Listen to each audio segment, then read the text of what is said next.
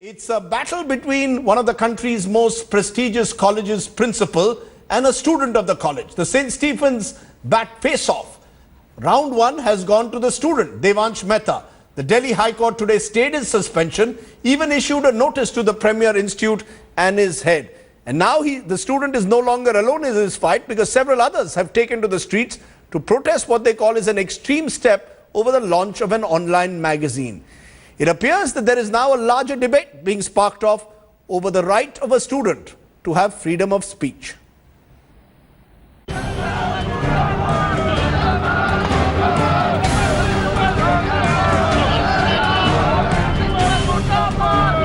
An action-packed day outside the prestigious St. Stephen's College. Students on a rampage burn effigies of Principal Thampu. Shout slogans protesting the suspension of third-year philosophy student Devansh Mehta. What kind of a college does not let its students talk to the principal? I mean, for God's sake, that's why you're there. You're supposed to help the students out. St. Stephen's alumni joining the crusade, complaining that the campus's free spirit is going down over the years. The college in which I used to study and the college which is now, it is vast different. And the entire, we feel Mr. Thampu, with no offense to him, that he has damaged the institution. Devansh Mehta had published Principal Thampu's interview in an online magazine without permission. A one-man inquiry committee appointed by the college principal had found Devansh guilty of breach of discipline. Unwilling to back down, Devansh dragged Thampu to court, only to emerge smiling. I just think that what I did, I just wanted to do the right thing over here. I didn't have anything else in mind. And I think that what was happening in college, that, people were being suppressed and their voices weren't being heard. I thought that was a big problem which was happening. The court staying Devansh's suspension, also issuing a notice to Principal Thampu and the St. Stephen's College.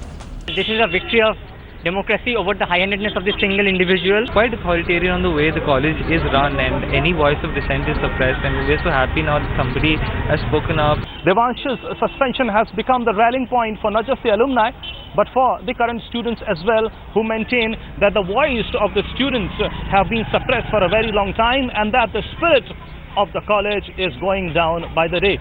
The principal, on the other hand, maintains that it became practically impossible for him to settle the matter inside, and there are certain individuals inside the campus who are just not willing to relent. With camera person Rajdeep, this is Pankaj Upadhyay in New Delhi, reporting for Headlines Today. They're reporting there from outside Stephen College. The big question, has Principal Thampu of St. Stephen's College behaved like a dictator? Did St. Stephen's student betray the principal's trust? These are two big questions that we want to raise. Joining me now is Devansh Mehta. He is the student in the eye of a controversy. He's originally from my home city of Mumbai and from St. Mary's School. So Devansh Mehta joins us. And joining me now is Sunil Matthews. He's the lawyer of Devansh Mehta. Appreciate both of you joining us. Devansh, I put two questions there. One was whether the principal was behaving like a dictator by denying you the prize that you were to get because you allegedly put out an interview of his without taking his permission. The second is that you betrayed his trust because he said that he gave you an interview for an online magazine with the explicit instruction that you would have to clear it with him. You did not follow it. Which is true? Did you betray his trust, or is the principal behaving like a dictator?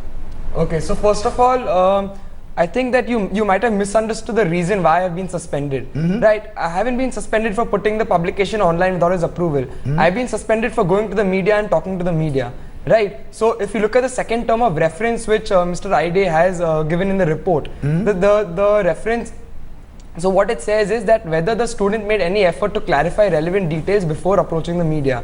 And the principal in this letter has also said that I've given a distorted and malified version of the facts before even the inquiry commission was complete. On the very day I went to the media, the principal said he's given a distorted and malified version.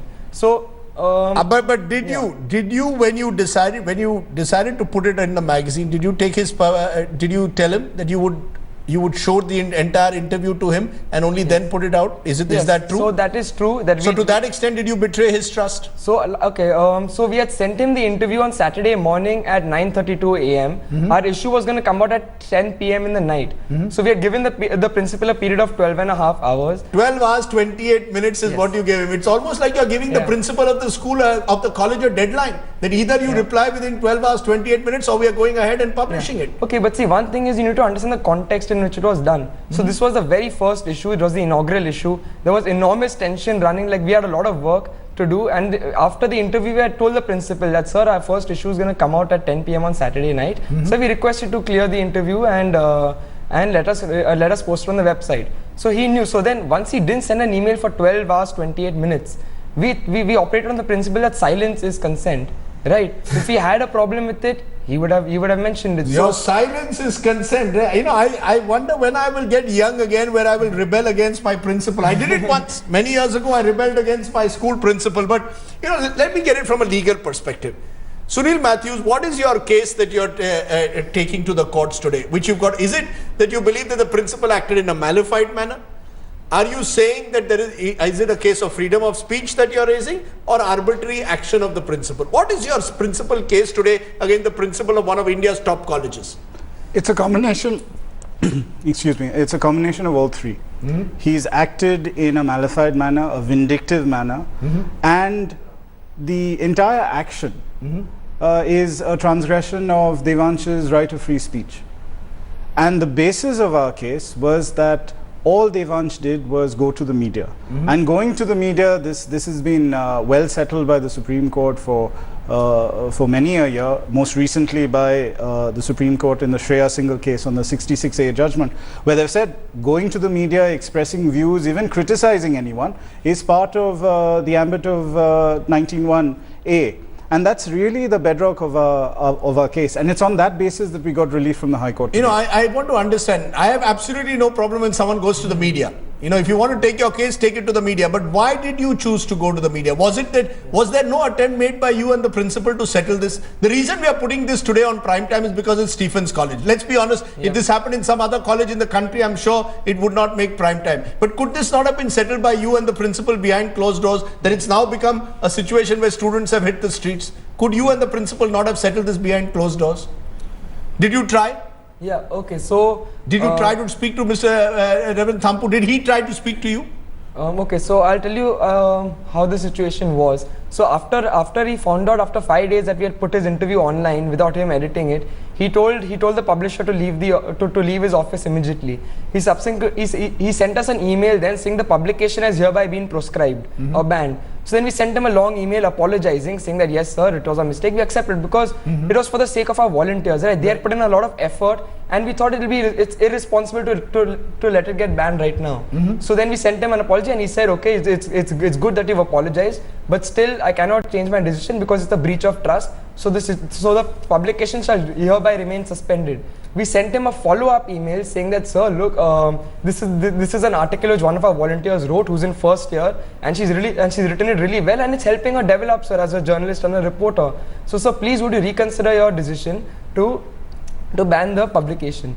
So then he again replied, and remember, the word had not gotten out of the ban yet. So the thing is, like, there's always been a breach of trust between the administration and the students.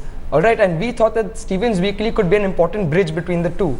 So now, if the students perceive our magazine as being, like, you know, as the principal's mouthpiece, or him having the final editing powers, the students would not trust our weekly anymore, right? This is student power. I thought that the days of student power were over. Do you feel a sense that this is a moment where students are all standing up for free speech, much as they did with Section 66A? This is a moment of free speech. That's your basic argument. Yeah. That you should have the right in a college to publish an online magazine. You take an interview with with your principal.